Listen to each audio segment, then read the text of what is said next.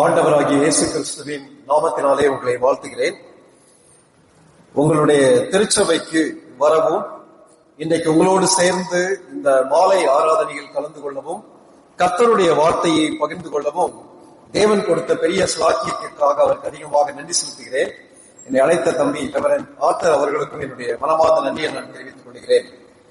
நேற்று நடந்த வாலிபர் கூடுகை மிகவும் ஆசீர்வாதமாக அமைந்தது. உங்களுடைய திருச்சபை போதகரும் அவர்களுடைய மனைவியும் அந்த பாஸ்டேட் கமிட்டி அங்கத்தினரும் அதே மாதிரி அந்த டீக்கன்மாரும் சேர்ந்து எடுத்த முயற்சிகள் மூலமாக கர்த்தர் அதை ஆசீர்வதித்தார். உண்மையாகவே உங்களுடைய திருச்சபையின் ஆவிக்குரிய முயற்சிகளுக்காக அதிகமாக ஆண்டவருக்கு நன்றி செலுத்துகிறேன்.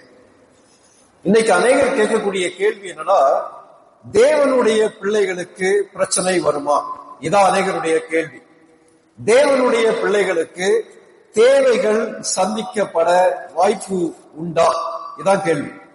அநேகர் சொல்லக்கூடிய சாட்சி என்னன்னா, நான் இயேசு கிறிஸ்துவை பின்பற்ற ஆரம்பித்தேன், என்னுடைய வாழ்க்கையில் இருக்கக்கூடிய பிரச்சனைகள் எல்லாம் முடிந்து விட்டது, ஆகவே நான் மிகவும் சந்தோஷமாக இருக்கிறேன் சொல்லி சொல்கிறார். நல்லது, உண்மைதான், அதுல எந்த சந்தேகமே இல்லை. ஆனால் ஒரு பெரிய கூட்ட மக்களுக்கு என்ன கேள்வினா, நான் ஆண்டவருக்கு உண்மையாக வாழுகிறேன், ஆண்டவரை பின்பற்றுகிறேன், ஆனால் என்னுடைய வாழ்க்கையில் அநேக வேதனைகள் உண்டு, அநேக தேவைகள் உண்டு, இதற்கு காரணம் என்ன? இவ்விதமான கேள்விகளுக்கு வேதாகமும் தெளிவாக பதில் கொடுக்கிறது. தனிப்பட்ட மனிதர்களுடைய அனுபவங்களின் அடிப்படையில நம்ம தீர்மானம் பண்ண முடியாது. அனுபவங்கள் ஆட்களுக்கு ஆட்கள் மாறுபடும், ஆனால் கர்த்தருடைய வார்த்தை ஒருபோதும் மாறாது, ஒருபோதும் மாறாது. நமக்கு நன்றாக தெரிந்த வசனம் யோவான் எழுதிய நற்செய்தி நூல் 16வது அதிகாரம் 33ஆம் வசனம். யோவான் 16:33 இயேசு கிறிஸ்து சொல்லும் போது என்ன சொல்கிறார்? உலகத்திலே உங்களுக்கு உபத்திரவம் உண்டு, உலகத்திலே உங்களுக்கு உபத்திரவம் உண்டு, ஆனாலும் திடன் கொள்ளுங்கள், நான் உலகத்தை ஜெயித்தேன் சொல்லி இயேசு கிறிஸ்து சொல்கிறார். வசனத்துடைய அர்த்தம் என்ன? உலகத்திலே வாழும் வரைக்கும், இந்த உலகத்திலே கண்ணை மூடும் வரைக்கும் பல்வேறு விதமான பிரச்சனைகள் நமக்கு உண்டு. உலகத்திலே உங்களுக்கு உபத்திரவம் உண்டு, ஆனாலும் உபத்திரவத்தின் மத்தியில் திடன் கொள்ளுங்கள், ஏனென்றால் எந்த உபத்திரவமும் எந்த பாடுகளும் உங்களை மேற்கொள்ள முடியாது, நான் உலகத்தை ஜெயித்தேன் என்று இயேசு கிறிஸ்து சொல்லுகிறார். இன்னைக்கு வேதாகமத்துல இதற்கு ஆதரவாக அநேக கதாபாத்திரங்களை பரிசுத்த ஆவியானவர் எழுதி வைத்திருக்கிறார். அதுல முக்கியமான ஒரு நபர் யாருன்னா யோபு. நமக்கு நன்றாக தெரிந்த ஒரு நபர். யோபு புத்தகத்திற்கு நம்முடைய பாடமாக வாசிக்க கேட்ட வேத பகுதிக்கு நம்முடைய பைபிளை நம்ம திருப்பி வச்சுக்கலாம். அதுல பார்க்கும்போது யோபு பற்றி இவ்விதமான அறிமுகம் ஆரம்பமாகிறது. ஊஸ் தேசத்திலே இருந்தவர் யோபு. அவரை பற்றி அறிமுகம் கொடுக்கப்படும் போது உத்தமன், சன்மார்க்கன், தேவனுக்கு பயந்து பொல்லாப்புக்கு விலகிறவன். உத்தமன் சொல்லி சொல்லும் போது வாழ்க்கையின் எல்லா நேரத்திலேயும் தேவனுக்கு பிரியமாக வாழக்கூடியவன். மனிதர்கள் பார்க்கும் போது மாத்திரமல்ல, ஆவிக்குரிய காரியங்கள்ல பங்கு பெறும் போது மாத்திரமல்ல, வாழ்க்கையின் எல்லா சூழ்நிலைகளிலேயும் தேவனுக்கு என்று பிரியமாக வாழக்கூடிய ஒரு மனிதன்.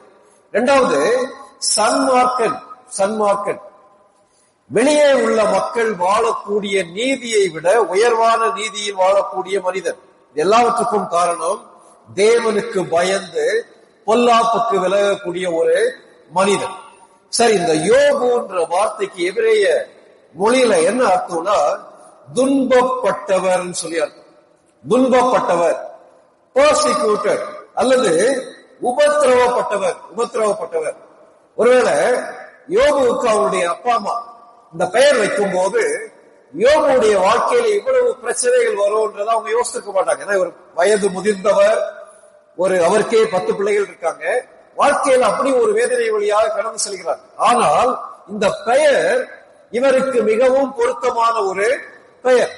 பைபிள்ல படிக்கும் போது நகோமி சொல்றாங்கல்ல, என்ன நீங்க நகோமின்னு சொல்லி கூப்பிடாதுங்க, ஏன்னா கர்த்தர் என்னுடைய வாழ்க்கையில் கசப்பை கட்டளையிட்டார். உட்கார்ந்து கருமையான சகோதர சகோதரிகளே, உங்களுடைய வாழ்க்கையில நீங்க என்ன பாதையில கடந்து கொண்டு இருக்கீங்கன்னு சொல்லி தெரியாது. ஆனால் வசனம் நமக்கு தெளிவாக இதே பாதையிலே கடந்து சென்ற அநேக சகோதர சகோதரிகள் உண்டு என்பதை கற்றுக் கொடுக்கிறது. இந்த மனிதன் மிகவும் பணம் உள்ள ஒரு மனிதன். யோபுடைய சொத்து மதிப்பை நீங்க உட்கார்ந்து கணக்கு பண்ணி பாத்தீங்கன்னா அந்த 3வது வசனத்துல இருக்கு, 7000 ஆடுகள், 3000 ஒட்டகங்கள், 500 ஏர் மாடுகள், 500 கழுதைகள், இவ்வளவு மிருக ஜீவன்களும் அன்றி அநேக வேலைக்காரர்கள் இருந்தார்கள். கிழக்கத்திய புத்திரர் எல்லாரிலும் அவன் பெரியவனாயிருந்தான். யோபு வாழ்ந்த காலம் ஆபிரகாம் வாழ்ந்த காலத்தை ஒட்டுனதாக இருக்கும்னு சொல்லி சொல்றாங்க. இந்த சொத்து மதிப்பை நீங்க கணக்கு பாத்தீங்கன்னா ஒரு கோடீஸ்வரன் இந்த யோபு. அப்படி இருக்கும்போது இந்த தேவனுடைய மனிதனுடைய வாழ்க்கையில தேவைகள் வருமா? இதான் நமக்குள்ள பெரிய கேள்வி. உத்தமன், சன்மார்க்கன், தேவனுக்கு பயந்து பொல்லாப்புக்கு விலகிறவன், தேவனால் சாட்சி பெற்றவன், உலக பிரகாரமாக பயங்கர சொத்து உள்ள ஒரு மனிதன். ஒரு பிள்ளை அல்ல, 10 பிள்ளைகள் இருக்காங்க. 7 குமாரர், 3 குமாரத்திகள், 3 பெண் பிள்ளைகள் இருக்காங்க. வாழ்க்கை அப்படியே ஸ்மூத்தா போயிட்டே இருக்கு. அப்படி இருக்கும்போது அதே அதிகாரத்துல கொஞ்சம் கொஞ்சமா நீங்க படித்து பார்க்கும்போது கர்த்தருடைய சமூகத்திற்கு சாத்தான் வருகிறான். கர்த்தருடைய சமூகத்துக்கு சாத்தான் வர முடியுமா? வர முடியும். வரும்போது அவன் என்ன சொல்றான்னா, ஆண்டவரே நீர் யோபுவை ஆசீர்வதித்திருக்கிறீர். 9வது வசனம் வாசிக்கிறேன். அதற்கு சாத்தான் கர்த்தருக்கு பிரதி உத்தரமாக, யோபு விருதாவாகவா தேவனுக்கு பயந்து நடக்கிறான்? ஆண்டவரே, யோபு காரணம் இல்லாதபடிக்கு உத்தமனாய் வாழவில்லை. யோபு காரணம் இல்லாதபடிக்கு சன்மார்க்கனாய் வாழவில்லை. யோபு காரணம் இல்லாதபடிக்கு தேவனுக்கு பயந்து பொல்லாப்புக்கு விலகவில்லை. யோபுடைய உள் நோக்கம் என்னன்னா, இவைகளையெல்லாம் செய்யும் போது கர்த்தர் அவரை ஆசீர்வதிப்பார், இவைகளையெல்லாம் செய்யும் போது கர்த்தர் அவரை பாதுகாப்பார் என்ற எதிர்பார்ப்போடுதான் யோபு கர்த்தரை பின்பற்றுகிறார் சொல்லி சொல்றார். அது உண்மையா? கிடையாது, கிடையாது. இன்னைக்கு அநேக நேரங்கள்ல நம்ம கேட்கக்கூடிய செய்திகள் எப்படிப்பட்ட செய்திகளா இருக்குன்னா, ஆண்டவரை பின்பற்றும் போது உலக பிரகாரமான ஆசீர்வாதங்கள் கிடைக்கும், ஆண்டவரை பின்பற்றும் போது எனக்கு பிரச்சனையே வராது. இந்த ஒரு விசுவாசம் விசுவாசத்துடைய உச்சகட்டமாக இன்னைக்கு பார்க்கப்படுகிறது. தமிழ்நாட்டிலையும் சரி, உலகளாவிலேயே செய்தியாளர்களையும் இவ்விதமான செழுமை கொள்கையை பிரசங்கிக்கக்கூடிய மக்கள் புகழ்பெற்ற ஊழியர்களாக இருக்கிறாங்க. அவர்களுக்கு போகக்கூடிய கூட்டம் அதிகம். மக்களுடைய எதிர்பார்ப்பு என்ன தெரியுமா? இவர் சொல்றபடி கர்த்தரை சார்ந்து வரும்போது எனக்கு உலக பிரகாரமான ஆசீர்வாதங்கள் கிடைக்கும் சொல்லி நம்ம சொல்லுவோமானா, இந்த இடத்துல பிசாசு சொல்லக்கூடிய விசுவாசம் அந்த விசுவாசம். ஆனா ஆண்டவர் சொல்றாரு, இல்ல அப்படி கிடையாது, என்னுடைய யோபு அப்படி கிடையாது. நீ வேணா அவனுடைய எல்லாவற்றையும் எடுத்து பார், அவன் அதற்கு பின்பும் உத்தமனாக நிற்பான்னு சொல்லி சொல்றாரு. யோபுடைய சினரியோ கம்ப்ளீட்டா மாறுது. இந்த பகுதி நீங்க நேரம் எடுத்து யோபு புத்தகத்துல பொறுமையா நீங்க வாசித்து பாருங்க. என்ன நடக்குது? ஒரே நாளிலே அவ்வளவு பெரிய கோடீஸ்வரனாகிய யோபு பிச்சைக்காரனை போல மாறிவிட்டார். ரொம்ப வேதனையான ஒரு சம்பவம். தேவையுள்ள தேவனுடைய மனிதன் ஒரு வசனத்துல யோபு இவ்விதமாக சொல்கிறார். என்ன சொல்கிறார்னா, என்னுடைய வேலைக்காரனை பார்த்து நான் கெஞ்ச வேண்டியதாயிற்று. என்ன அர்த்தம் தெரியுமா? பணம் இருக்கும் போது, செல்வாக்கு இருக்கும் போது என் மூலமாக பயன் பெற்ற மக்கள், என்னை தேடி வந்த மக்கள், என் மூலமாக பலன் பெற்ற மக்கள் இன்றைக்கு என்னை மதிக்க மாட்டேன்னு சொல்லி சொல்றாங்க. என்னை விட்டு விலகி போயிட்டாங்க. என் பிராண சிநேகிதெல்லாம் என்னை விட்டு தள்ளி போயிட்டாங்க. வாழ்க்கையில இழப்புகள் தேவைகள் மத்தியில தான் உண்மையாகவே நம்மை நேசிக்கக்கூடிய மக்கள் யார், அல்லது நம் மூலமாக ஆதாயத்திற்காக நம்மை பின்பற்றக்கூடிய மக்கள் யார் என்பது நல்லா தெரியும். தேவன் இதை அனுமதிக்கிறார். பாத்தீங்கன்னா யோபுவுக்கு சரீர பிரகாரமான தேவைகள் ஆரம்பமாகிவிட்டது. ஒண்ணுமே கிடையாது, எல்லா சொத்தையும் இழந்துட்டார். சரி, அதன் மத்தியிலேயாவது சரி பிள்ளைகள் இருக்காங்க, மனைவி இருக்காங்க, அதன் மூலமாக வாழலாம் சொல்லி பார்த்தா பிசாசு அவைகளையும் எடுப்பதற்கு தேவனிடத்தில் அனுமதி கேட்கிறார். கேட்ட உடனே ஒரே நாளிலே 7 பிள்ளைகளும் 3 குமாரத்திகளும் கர்த்தருடைய சமூகத்திற்கு எடுக்கப்படுகிறார்கள். ஒரு சிலர் சொல்றது நம்ம கேள்விப்பட்டிருக்கோம்ல, யோபு மாதிரி கர்த்தர் என்ன சோதிக்கிறார் நம்மளால அதை கொஞ்சம் கூட கற்பனை பண்ணி பார்க்கவே முடியல. நமக்கு அருமையான யாராவது ஒருவரை இழந்தது உண்டானால் அந்த துக்கமே நம்மாலே தாங்க முடியாது. என்னுடைய மனைவி 5 ஆண்டுகளுக்கு முன்பாக பிரெயின் கேன்சரால கர்த்தருடைய சமூகத்துக்கு போயிட்டாங்க. என்னோடு கூட ஊழியத்தில் இருந்தவங்க, நல்லா படித்தவள், ஆண்டவருடைய ராஜ்யத்தை கட்ட வேண்டும் சொல்லி பயங்கர தாழ்மையோடு அன்போடு அமைதியாக 21 ஆண்டுகள் என்னோடு பயணம் செய்தவர்கள். ஆனால் கர்த்தர் அவருடைய சமூகத்துக்கு எடுத்துக்கொண்டார். இந்த 23ஆம் தேதி வரும்போது 5 ஆண்டுகள் ஆக போகிறது. இன்னைக்கும் மிஸ் பண்றேன், இன்னைக்கும் வேதனைப்படுறேன். அப்படி இருக்கும்போது 10 பிள்ளைகள் ஒரே நாளிலே இழந்துவிட்ட யோபு, அவருக்கு சரீர பிரகாரமான தேவைகள் இருந்தது. அவருடைய கைகளின் தேவையை சந்திப்பதற்கு கையில பணம் கிடையாது, சொத்து கிடையாது. அவரை ஆதரிப்பதற்கு, அவரை விசாரிப்பதற்கு, அவருடைய தேவைகளை சந்திப்பதற்கு பிள்ளைகள் கிடையாது. ஒரே நாள்ல கர்த்தருக்கு பயந்த பிள்ளைகள், கர்த்தருக்கு பயந்த இந்த பெற்றோருடைய பிள்ளைகள் முழுவதுமாக அதமாக்கப்படுகிறார்கள். கேள்வி என்னன்னா, ஏன் இவையெல்லாம் நடக்கிறது? வேதாகமம் என்ன தெரியுமா சொல்கிறது? தேவன் யோபுவை மனப்பூர்வமாக நம்பினார். சாத்தான் சவால் விடும்போது, என்னுடைய மகனாகிய யோபு, என்னுடைய ஊழியக்காரனாகிய யோபு என்ன வந்தாலும் என்னை பின்பற்றுவார் என்று கர்த்தர் யோபுவை தைரியமாக நம்பினார். ஆகவேதான் தேவனுடைய மனிதனாகிய யோபுன்னு சொல்லி சொல்றேன். இன்னைக்கு நம்முடைய வாழ்க்கையை கொஞ்சம் யோசித்து பார்க்கலாம்.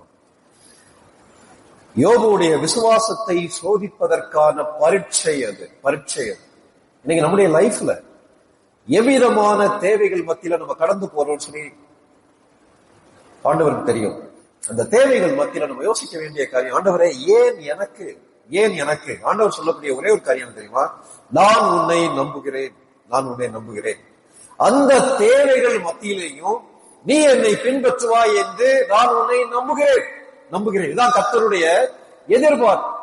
அந்த சூழ்நிலையில நான் மிகவும் கவனமாக இருக்க வேண்டிய காரியம் என்னன்னா, ஏன் இந்த காரியம் நடந்துச்சு? ஒருவேளை என்னுடைய விசுவாச குறைவோன்னு சொல்லி யோசிக்க வேண்டிய அவசியம் இல்லை. அநேக நேரங்கள்ல ஏன் யாராவது எனக்கு விரோதமா பில்லி சொல்லி வச்சுட்டாங்களா, அல்லது யாராவது என் மேல கண்ணு போட்டாங்களா? சில கிறிஸ்தவ வீடுகளை பார்க்கும்போது ரொம்ப சிரிக்கவா அளவான்னு சொல்லி தெரியாது. அழகான வீடு கட்டும் போது அதுக்கு மேல, உங்க ஊர்ல இருக்கான்னு தெரியல, நிறைய இடங்கள்ல நான் பார்த்திருக்கேன், ஒரு பானையை கவுத்தி அது மேல கரும்புள்ளி செம்புள்ளி எல்லாம் குத்தி வச்சிருப்பாங்க. எதுக்காகன்னு கேட்டீங்கன்னு சொல்லுவாங்க, கண்ணு பற்றக்கூடாது, கண் திருஷ்டி பொம்மை. அது பேர். சின்ன குழந்தைகள், அழகான பிள்ளைகள், சின்ன பேபிஸ், பொதுவா எல்லா பேபிஸும் அழகா இருக்கும். அந்த பேபியை பார்த்து யாரும் ரொம்ப பியூட்டிஃபுல்லா இருக்கு, கியூட்டா இருக்குன்னு சொல்லிடக்கூடாதுக்காக முகத்துல கரும்புள்ளி செம்புள்ளி வைக்கிற பெற்றோர்கள் கிறிஸ்தவர்கள் உண்டு. ஆனா யாரும் நமக்கு விரோதமாக செயல்பட முடியாது. நம்முடைய வாழ்க்கை கர்த்தருடைய கருத்தில் இருக்கிறது. கர்த்தர் அனுமதிக்காதபடிக்கு நம்முடைய வாழ்க்கையிலே தேவைகள் வராது. இதான் வேதம் கற்றுக் கொடுக்கக்கூடிய காரியம். தேவன் அதை அனுமதிக்கிறார். இதான் வேதம் கற்றுக் கொடுக்கக்கூடிய காரியம். பல்வேறு விதமான தேவைகள் மத்தியில யோபு கடந்து செல்கிறார். கடந்து செல்லும் போது அந்த சோதனையின் மத்தியில எவ்விதமாக செயல்படுகிறோம் என்பது முக்கியம். யோபு என்ன தெரியுமா செய்கிறார்? தன்னுடைய பிள்ளைகளை இழந்தவுடனே, சொத்துக்களை இழந்தவுடனே என்ன தெரியுமா செய்தார்? வருத்தப்பட்டார்.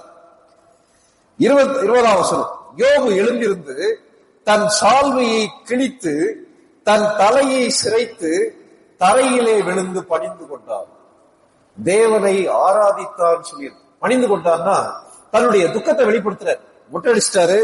அதே போல தன்னுடைய சால்வையை கிழிச்சிட்டாரு. யூத மக்கள், எபிரேய மக்கள் தங்களுடைய சால்வையை கிழிப்பது துக்கத்தை வெளிப்படுத்துறது. துக்கத்தை வெளிப்படுத்தக்கூடாதுன்னு சொல்லவே இல்லை, தன்னுடைய வேதனையை வெளிப்படுத்தினார்.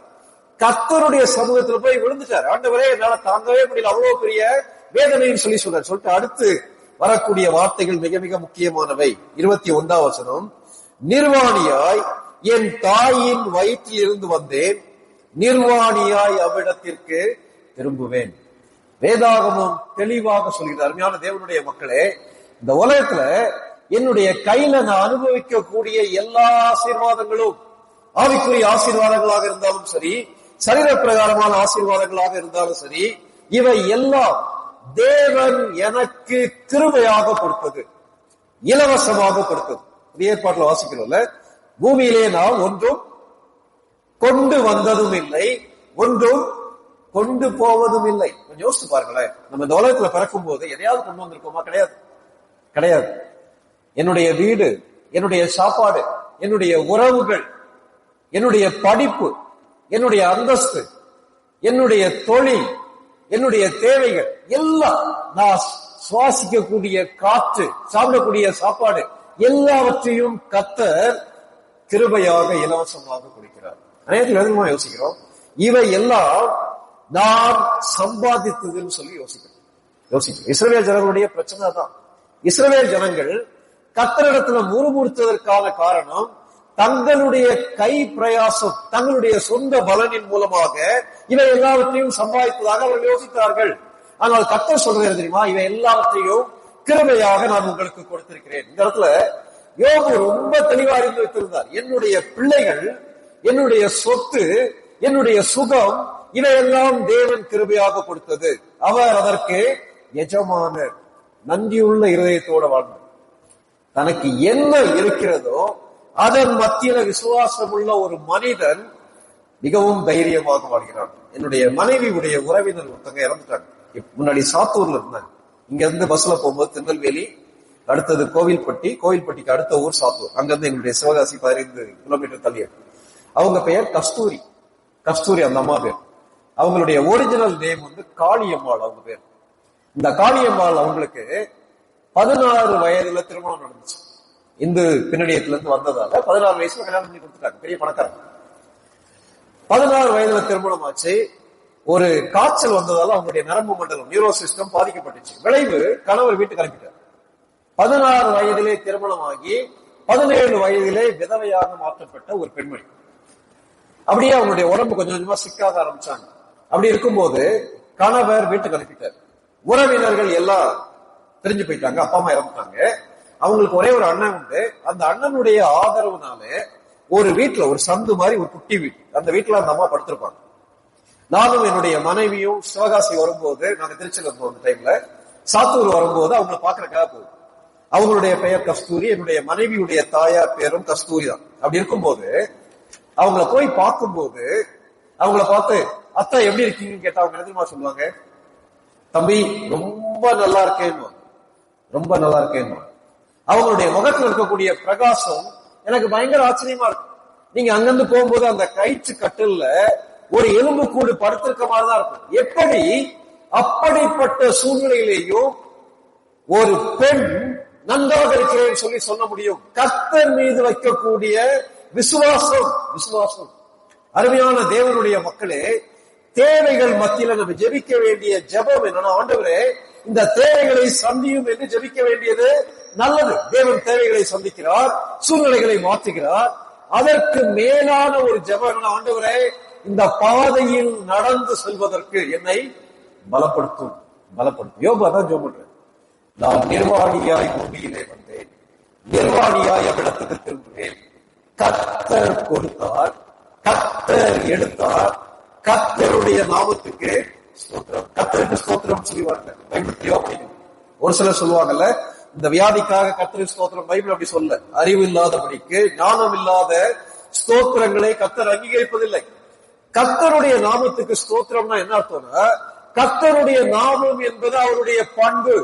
என்னுடைய தேவன் என்னுடைய வாழ்க்கையில் ஒருபோதும் தீமை செய்ய மாட்டார். இதை யோபு நன்றாக அறிந்திருந்தார், நன்றாக அறிந்தார். அவர் கொடுக்க அவருக்கு எடுக்க உரிமை உண்டு, கொடுக்காமல் இருப்பதற்கும் உரிமை உண்டு. ஆகவே கர்த்தருடைய நாமத்துக்கு ஸ்தோத்திரம். God is good all the time, all the time. வாழ்க்கையின் வசந்த காலங்களிலேயும், வாழ்க்கையின் வேதனைகளிலேயும், வாழ்க்கையின் இழப்புகளிலேயும், வாழ்க்கையின் புரிந்து கொள்ள முடியாத சூழ்நிலையிலேயும் என் தேவன் நல்லவர். இந்த விசுவாசம் நமக்குள்ள உண்டா? ஆண்டவரே யோபை போல என்னை பலப்படுத்தும். தேவையுள்ள ஒரு தேவனுடைய மனிதன். இன்னைக்கு நம்முடைய வாழ்க்கையில் என்னென்ன தேவைகளோட உட்கார்ந்து யோசிச்சு பார்க்கலாம். நம்மை அன்பாக விசாரிப்பதற்கு ஆட்கள் இல்லாம இருக்கலாம். அனுதின தேவைகள் சந்திக்கப்படாதபடிக்கு வறுமையின் மத்தியில கடந்து போலாம். நான் கடந்து போயிருக்கேன். 3 ஆண்டுகள் ஆதித்யநாத் கல்லூரின்னு சொல்லி திருச்செந்தூர்ல இருக்கக்கூடிய காலத்துல நான் படிச்சிருக்கேன். அந்த டைம்ல எங்களுடைய அப்பாவுடைய பிசினஸ் லாஸ் ஆயிடுச்சு. வீட்டுல ரேஷன் கடையில தான் அரிசி வாங்குவாங்க. நான் ட்ரெயின்ல போயிட்டு வருவேன். அந்த 3 ஆண்டுகள் கல்லூரியில படிக்கும் போது ஒரு டீ 40 பைசா. அந்த 40 பைசா கையில கிடையாது. ஆனால் அந்த வாழ்க்கைக்காக நான் ஆண்டவருக்கு நன்றி செலுத்துகிறேன். என்ன தெரியுமா காரணம்? அந்த சூழ்நிலை மூலமாக கர்த்தர் எதிர்கால ஊழியத்துக்கு என்று என்னை ஆயத்தப்படுத்தினார். அதற்காக நான் ஆண்டவருக்கு அதிகமாக நன்றி செலுத்துகிறேன். பாட கஷ்டமான பாடம். கூட இருக்க தம்பிமார் எல்லாரும், ஃப்ரெண்ட்ஸ் எல்லாருமே எங்க கிளாஸ்லயே 9 பேர் படிச்சாங்க. எல்லாரும் டீ குடிக்க போகும்போது போக முடியாது. கையில காசு கிடையாது.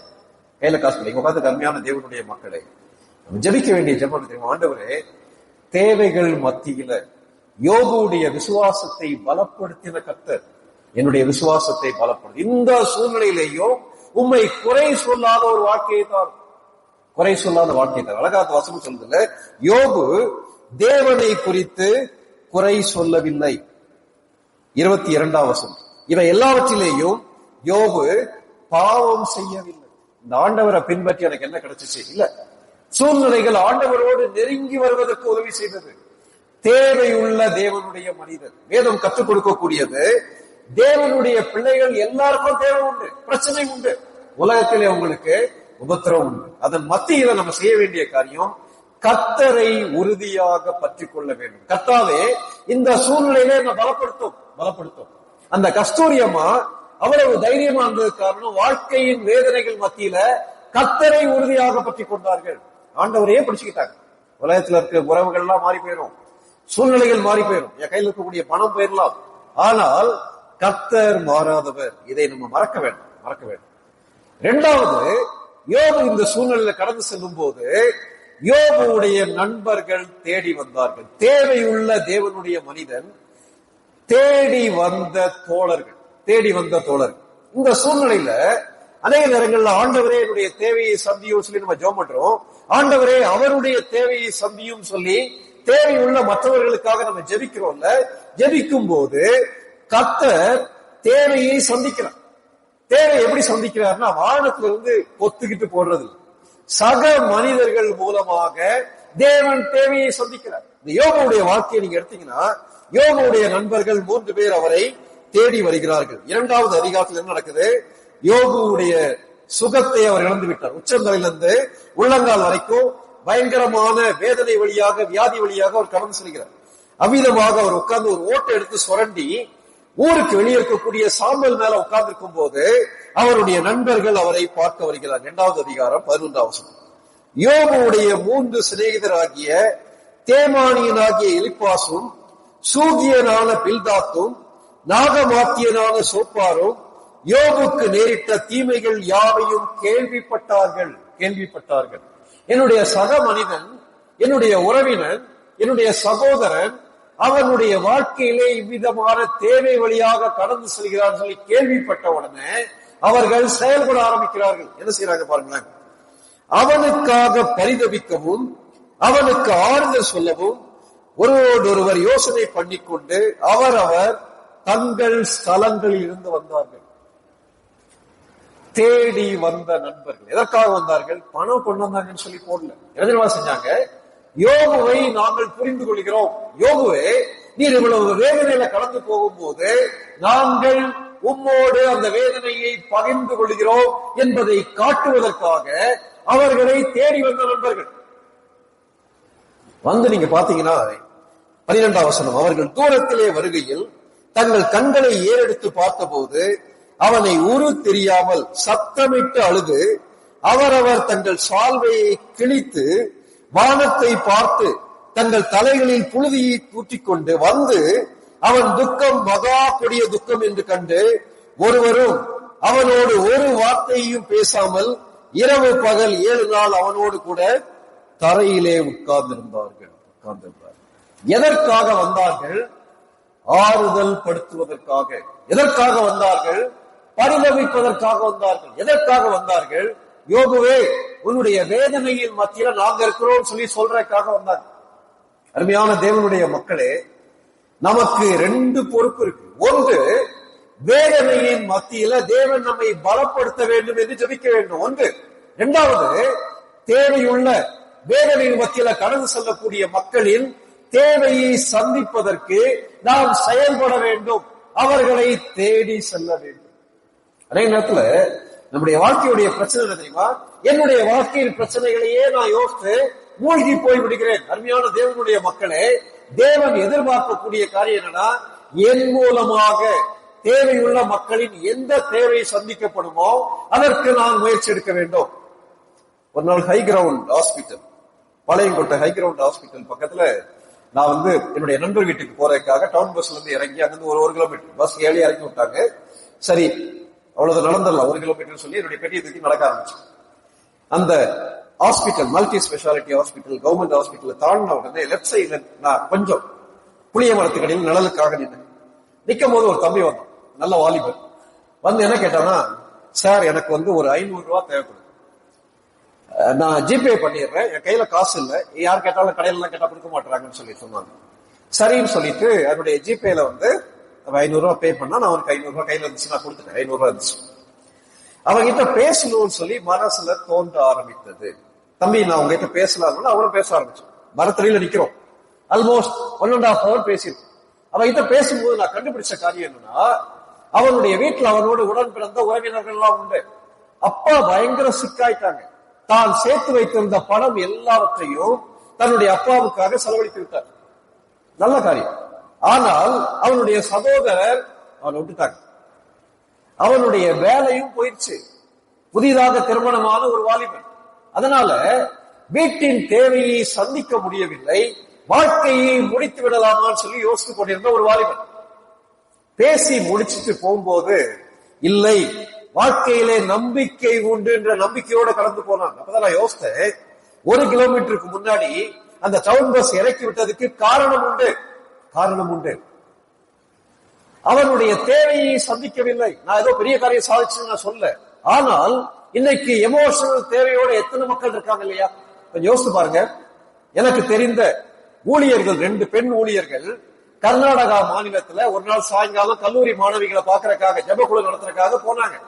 அன்னைக்கு அந்த பிரேயர்ஸ் நடக்கல. ஆகவே அவர்கள் நேசிக்கக்கூடிய ஊழியத்தில் ஈடுபடக்கூடிய ஒரு குடும்பத்தார பாக்குறதுக்காக போனாங்க. போய் கதவை தட்டினாங்க. அந்த அக்கா கதவை திறக்கவே இல்லை. ரொம்ப நேரம் கதவை தடிச்சு பார்த்தாங்க, காலிங் பெல் அடிச்சாங்க, திறக்கவே இல்லை. ரொம்ப நேரம் கழிச்சு ஒரு 10 நிமிஷம் கழிச்சு ஒரு அக்கா அப்படியே முடியெல்லாம் விரிச்சு போட்டு கதவை திறந்திருக்காங்க. விசுவாசி தான், கடவுளுடைய பிள்ளை தான். என்னடா உள்ள எட்டி பார்த்தா இவங்களுக்கு தூக்கி வாரி போட்டுருச்சு. இந்த 2 வாலிப தங்கச்சிமா இருக்கும். என்ன தெரியுமா, அங்க ஒரு ஸ்டூல் போட்டு இருந்துச்சு. அந்த ஸ்டூலுக்கு மேல ஒரு தூக்கு கயிறு தொங்கிட்டு இருந்துச்சு. என்ன நடந்துச்சுன்னா, கணவன் மனைவி கடையில பிரச்சனை. விசுவாசிகள் தான், கிறிஸ்தவங்க தான். அதனால அந்த அக்கா தன்னுடைய வாழ்க்கையை முடிக்கணும்னு சொல்லி அந்த ஸ்டூல் மேல ஏறி தன்னுடைய வாழ்க்கையை முடிக்கலாம்னு யோசிச்சிருக்காங்க. இவங்க ஏறி தூக்கு கயிறை மாட்டலாம்னு யோசிக்கும் போது காலிங் பெல் மறுபடி அடிக்குது. என்னடா அது பெரிய ஒம்பா போச்சுன்னு சொல்லி திறந்ததுடைய விளைவு வாழ்க்கையை காப்பாற்றப்பட்டது. என்ன சொல்ல வரேன்னா, அந்த சகோதரிகள் ஜஸ்ட் டைம் கொடுத்தாங்க. நம்ம திருச்சபையில தேவையுள்ள மக்களை தேடி செல்கிறோமா? என் பக்கத்து வீட்டுக்காரங்களா இருக்கலாம், அனுதினமும் சந்திக்கக்கூடிய மக்களா இருக்கலாம். அவர்கள் மத்தியில அவர்களுக்காக பரிதபிக்க, அவர்களோடு நான் நிற்கிறேன் என்பதை அறிந்து கொள்வதற்கு யோபுக்கு நண்பர்கள், நிறைய நண்பர்கள் இருந்தாங்க. ஆனா வேதாகமும் 3 நண்பர்களை பற்றி தான் சொல்லப்பட்டிருக்கு. யோபு வரக்கூடிய சூழ்நிலையில இல்லை, ஆனா இவர்கள் போகக்கூடிய சூழ்நிலை இருந்தாங்க, கிளம்பி வந்தாங்க. அதுக்கு பின்பு அவர்கள் பேசினதெல்லாம் சரி கிடையாது, அதை நான் சொல்ல. ஆனால் அவர்கள் தேடி வந்த தோழர்கள். இன்னைக்கு நம்ம கடைசியா தேவையுள்ள, வேதனையோடு இருக்கக்கூடிய, கவலையோடு இருக்கக்கூடிய, பிரச்சனைகளோடு இருக்கக்கூடிய ஒரு நபரை நம்ம தேடி சென்றிருக்கோம். ஒரு சகோதரி விதமாக பகிர்ந்து கொண்டார்கள். அவங்களுக்கு பேபி, குட்டி பேபி. அவர்களை கூட கவனிக்கிறதுக்கு கணவர் காலையிலே வேலைக்கு போயிட்டு ராத்திரி தான் வருவார். பெற்றோர் பக்கத்துல கிடையாது. அதனால அந்த குட்டி பேபி ஓரளவுக்கு தவழ்ற ஸ்டேஜ் வந்த உடனே அந்த குழந்தை 24 hours கவனிக்கும். அந்த குழந்தையை யாராவது பார்த்துக்கிட்டாதான் ரெஸ்ட் ரூம் போயிட்டு வர முடியும், குளிக்க முடியும், சாப்பிட முடியும், பார்க்க முடியாது. அப்படி இருக்கும்போது அந்த திருச்சபையில உள்ள 2 தங்கச்சிமார் போய் என்ன பண்ணாங்க, அக்கா நீங்க சாப்பிடுங்க, பாத்ரூம்லாம் போயிட்டு வாங்க, உங்க பாப்பாவை நான் என்ன செய்யறோம், ஒரு 2 மணி நேரம் நாங்க பாத்துக்கிறோம். அவங்க என்ன சொன்னாங்க, அந்த 2 பிள்ளைகள் அவ்வளவு டைம் கொடுத்தது எனக்கு அவ்வளவு ஆறுதலா இருந்துச்சுன்னு சொல்லி சொன்னாங்க. நீங்க நம்ம யோசிச்சு பார்ப்போம், மனிதர்களுடைய வாழ்க்கையில நம்ம பங்கு பெறுகிறோமா? தேடி வந்த தோழர்கள். இததான் இயேசு கிறிஸ்து பின்னாடி சொல்லும் போது தெளிவா சொல்றார். அந்த வசனங்களை வாசிக்க வேண்டாம். மத்தேயு 25வது அதிகாரத்துல 33ஆம் வசனத்துல இருந்து 40வது வசனம் வரைக்கும் ஆண்டவர் 2 விதமான மக்களை பற்றி பேசுகிறார்.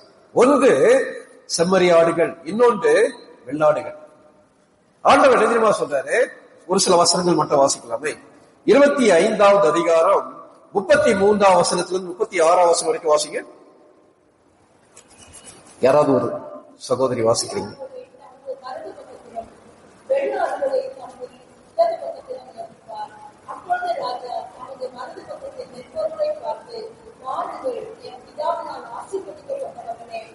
வலது பக்கத்தில் நிற்கக்கூடியவர்களை பார்த்து வாருங்கள் இப்பிதாவினாலே ஆசீர்வதிக்கப்பட்டவர்களே சொல்லி அழைக்கிறார். வாசிங்க.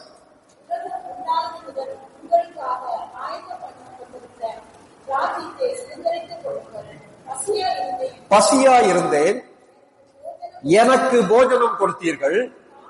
தாகமா இருந்தேன், என் தாகத்தை தீர்த்தீர்கள்.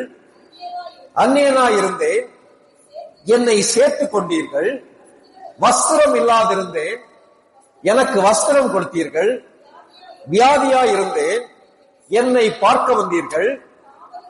காவலில் இருந்தேன், என்னை பார்க்க வந்தீர்கள். தொடர்ந்து வாசிங்க.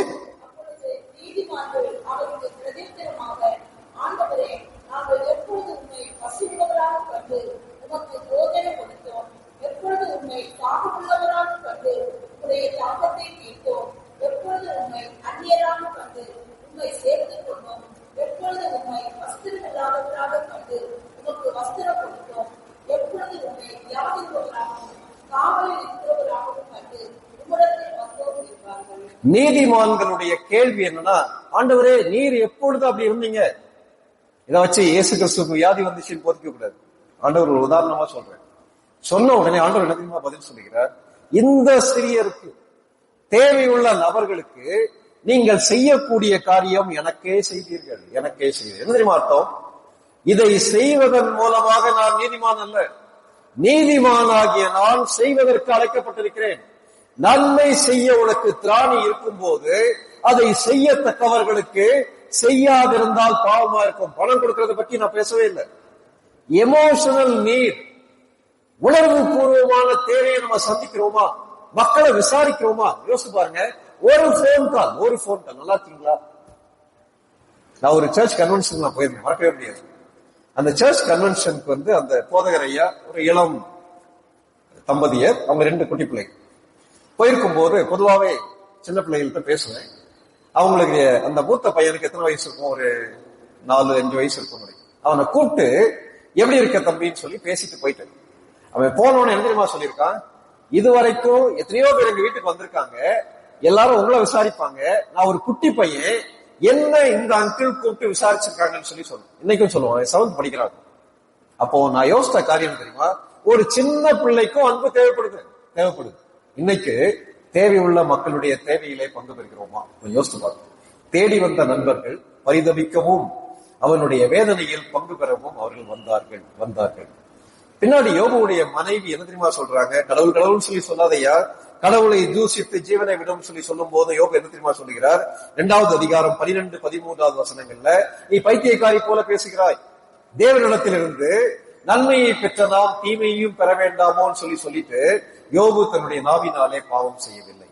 2வது தேடி வந்த நண்பர்கள். 3வது தேவையை சந்தித்த நண்பர்கள், தேவையை சந்தித்த உறவினர்கள். இந்த யோபு புத்தகத்தை படிக்கிறதுக்கு நிறைய வருஷ கணக்கில் ஆகும். நீங்க நேரம் எடுத்து தயவுசெய்து உங்களுடைய தனிப்பட்ட வேத ஆராய்ச்சியில படிங்க. கடைசி அதிகாரத்திலிருந்து ஒரு சில காரியங்கள் மாத்திரம் நம்ம பார்த்து முடிக்க போறோம். யோபு 42வது அதிகாரத்துக்கு நம்முடைய வேத புத்தகத்தை திருப்பி வைத்துக் கொள்ளலாம். யோபு 42வது அதிகாரம். 42வது அதிகாரத்துல பொதுவாக நம்ம படிக்கக்கூடிய காரியம் என்னன்னா, யோபுடைய முன்னிலைமையை காட்டிலும் பின்னிலைமையை கர்த்தர் ஆசீர்வதித்தார் சொல்லி படிப்போம். அதோட நம்ம படிச்சு முடிச்சது. ஆனால் எவ்விதமாக கர்த்தர் யோபுடைய முன்னிலைமையை காட்டிலும் பின்னிலைமையை ஆசீர்வதித்தார் என்பதுல படிக்கவே கிடையாது. நீங்க படிச்சீங்கன்னா அது ஒரு வார்த்தை, அந்த பகுதியை நம்ம பார்க்கலாம். 42வது அதிகாரம் 10வது வசனத்துல நான் வாசிக்கிறேன். யோபு தன் சிநேகிதருக்காக வேண்டுதல் செய்த போது கர்த்தர் அவன் சிறையிருப்பை மாற்றினார். அவனுடைய சிநேகிதர் கடவுளை தவறாக புரிந்து கொண்டார்கள், யோபுவை தவறாக புரிந்து கொண்டார்கள். விளைவு கர்த்தர் அவங்க மேல கோபப்பட்டார்.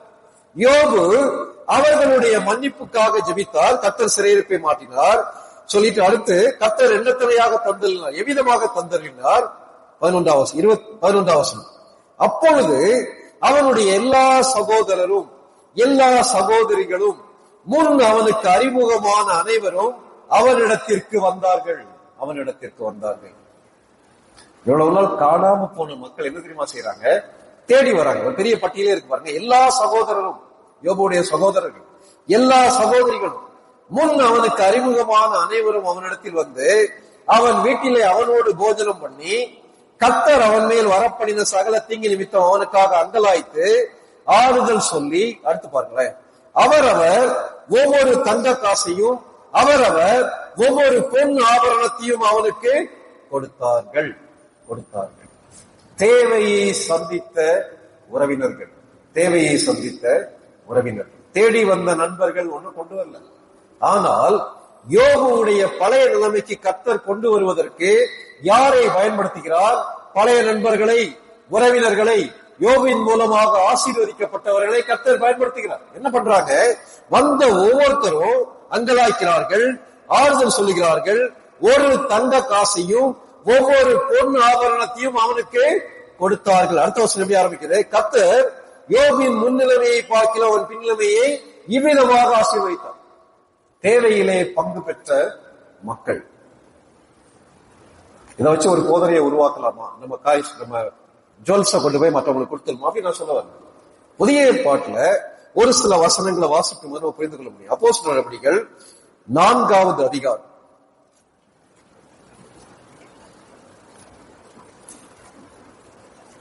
அப்போஸ்தலர் நடவடிக்கைகள் 4வது அதிகாரம் 34ஆம் வசனத்திலிருந்து 32ஆம் வசனத்திலிருந்து நான் வாசிக்கிறேன்.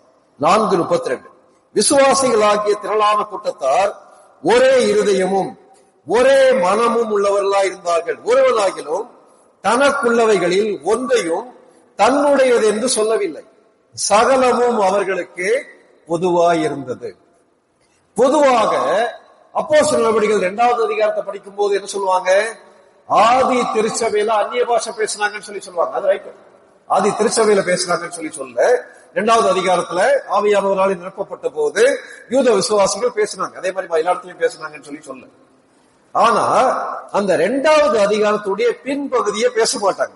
2வது அதிகாரத்துடைய பின்பகுதியை நான் வாசிக்கிறேன். 2வது அதிகாரம் 44ஆம் வசனம். விசுவாசிகள் எல்லாரும் ஒருமித்திருந்து சகலத்தையும் பொதுவாக வைத்து அனுபவித்தார்கள். தங்களுடைய சொத்தை தேவையுள்ள சகோதர சகோதரிகளுக்கு பகிர்ந்து கொடுத்தார்கள். தேவன் எவ்விதமாக தேவையை சந்திக்க முடியும்? ஆண்டவர் தெளிவா சொல்ல, 2 சட்டை வச்சிருந்தீங்கன்னா ஒரு சட்டையை கொடுங்க. யாருக்கு? தேவை உள்ளவங்களுக்கு. சட்டையே இல்லாத ஒரு ஆள் இருக்கா, கொடுங்க. கொடுக்கறதால கெட்டு போக மாட்டீங்க. நம்ம சொல்றோம், நமக்கு 2 சட்டை தான் இருக்கு. ஒரு சட்டையே இல்லாத ஒரு நபர் இருக்கும் போது பகிர்ந்து கொடுப்பது தவறு இல்லை. என்னால் இயன்ற அளவுக்கு தேவையுள்ள மக்களின் தேவையை சந்திக்க வேண்டும். ஆதி திருச்சபையிலே அவிதமாக செய்தார்கள்.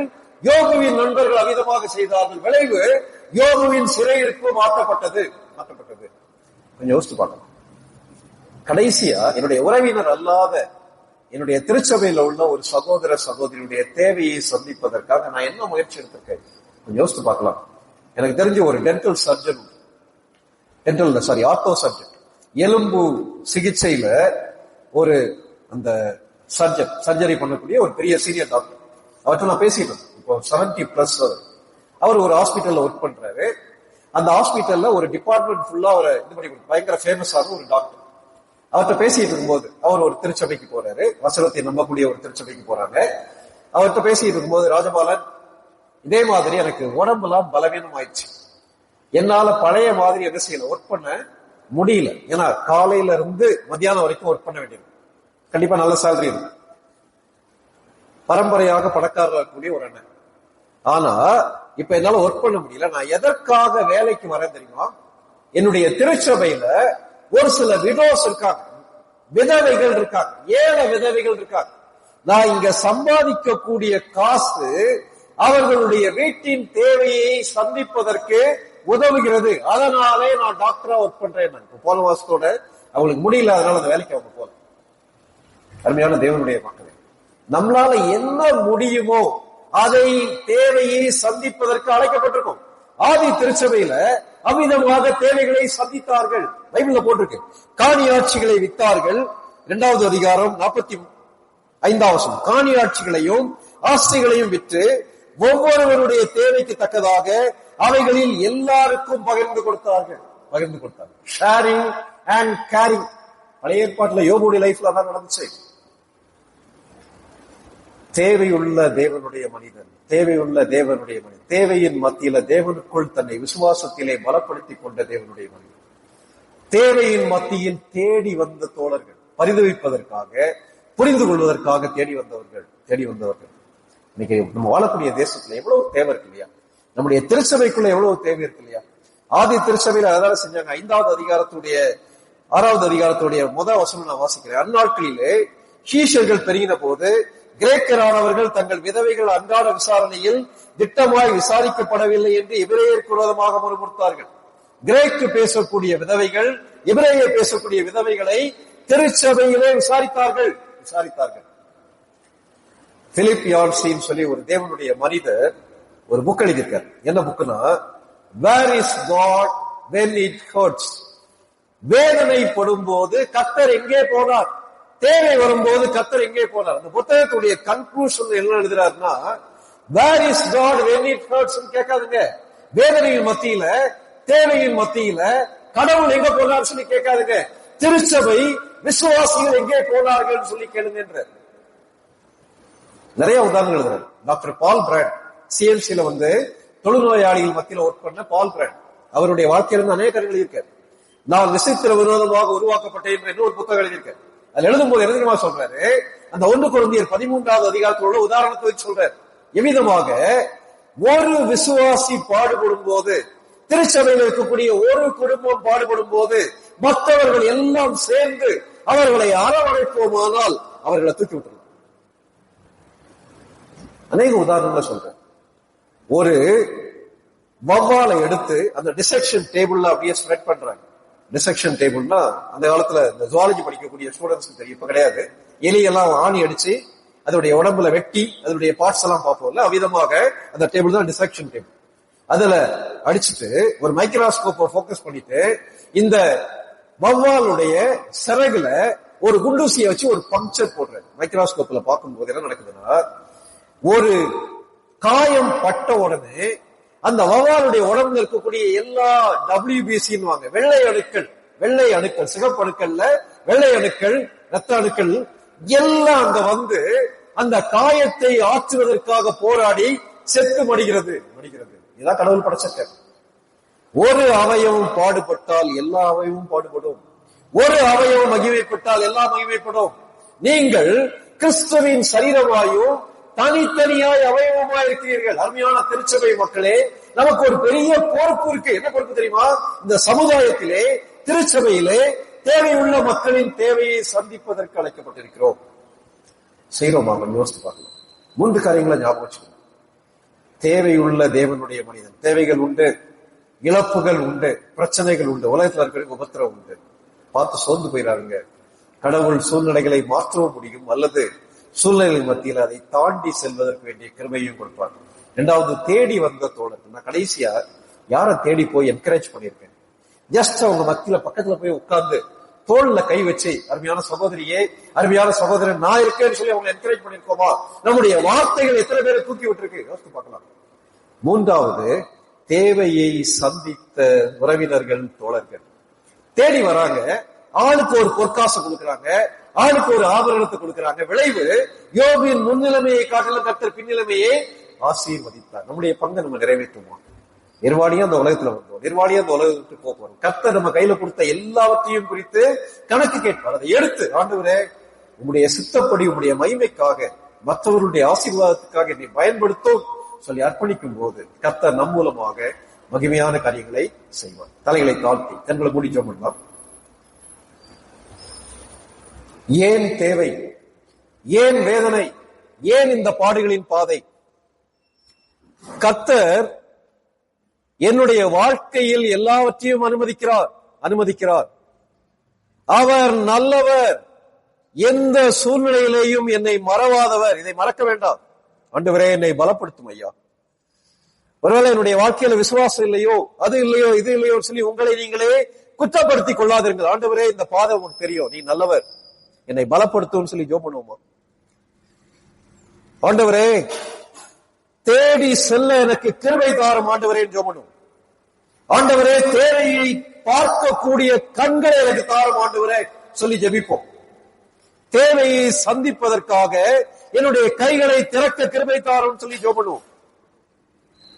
அன்புள்ள ஆண்டவரே, தர்மையான நாளின் இரவு நேரத்திற்காக உம்மை நன்றியோடு துதிக்கிறோம், ஸ்தோத்திரிக்கிறோம். எங்களுடைய வாழ்க்கையின் எல்லா சூழ்நிலைகள் மத்தியிலேயும் உம்மை பற்றி கொள்ள, உமக்குள் தைரியமாயிருக்க எங்களுக்கு கிருபை தாரும். திருச்சபையிலே தேவையோடு வேதனையோடு இருக்கக்கூடிய தனிநபர்கள், குடும்பங்கள் உண்டு ஆண்டவரே. மத்தியில யோபுவை பலப்படுத்தின கர்த்தர் பிள்ளைகளை பலப்படுத்தும். நாங்களும் தேவையுள்ள மக்களை தேடி சென்று பரிதவிக்க பங்கு பெற எங்களுக்கு கிருபை தாரும் ஆண்டவரே. நீங்க கையில கொடுத்திருக்கிற எல்லா ஆசீர்வாதங்களையும் மற்றவர்களுக்கு பகிர்ந்து கொடுக்க, அதன் விளைவாக அவர்கள் ஆசீர்வதிக்கப்பட, நாங்கள் ஆசீர்வாதத்தின் வாய்க்காலாக செயல்பட எங்களை பயன்படுத்தும். சுயநலமாக வாழ்ந்து விடாதபடி எங்களை காத்துக்கொள்ளும். இயேசுவின் நாமத்தில் வேண்டிக் கொள்கிறோம் பரமபிதாவே, ஆமென். தேங்க்யூ. Praise the Lord.